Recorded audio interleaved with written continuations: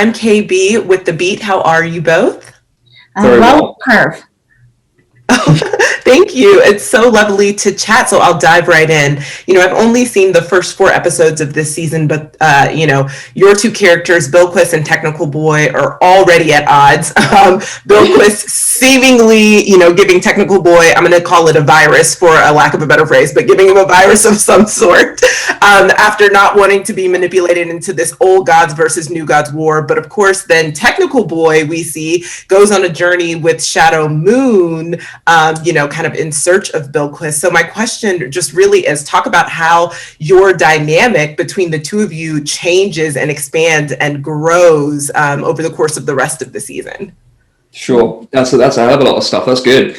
I would say right off the bat that it starts off the season very much the power dynamic as far as Tech Boy is concerned is very much in his favor. He's coming to lay a proposition on the table and he expects that to be accepted. That very quickly changes. And then in terms of how the characters relate to each other going forward, T, you've spoken to this very eloquently before, but we get to see a little bit more of maybe how the characters have a little bit more in common than they might have first thought, and sort of relating to each other rather than at each other. Not necessarily, I'll put that in quotes, not necessarily at odds.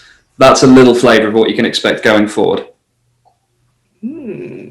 What about for you from Bilquis's perspective? Kind of how does she view Technical Boy, and does she really believe that she can trust him? And if not, maybe she gains a little bit of that trust.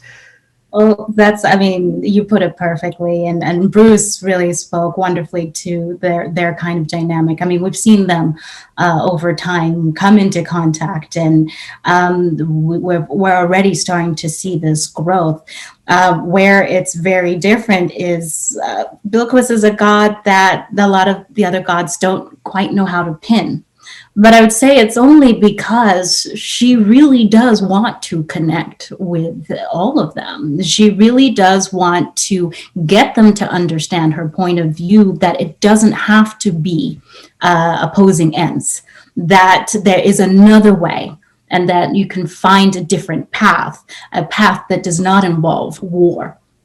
And so I don't think she trusts Technical Boy very much. Why not?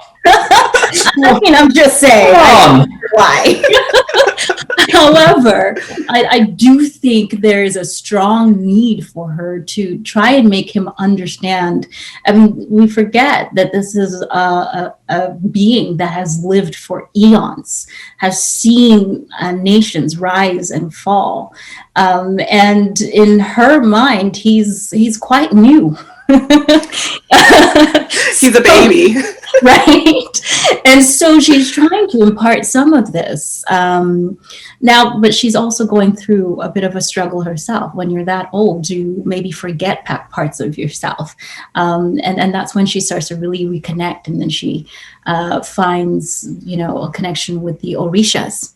And we then start to go even more into that I is we, the kind of Ubuntu I am because we are. And we see that, go across the way with all of the different characters in all of their self-discovery journeys when they figure out how they come back together. Well, thank you so much. I really cannot wait to see the rest of this season. I'm enjoying it thus far. And just thank you for chatting with The Beat, and have a great day. Thank you. Thanks. It's been a pleasure. Cheers. It's been a pleasure. Bye.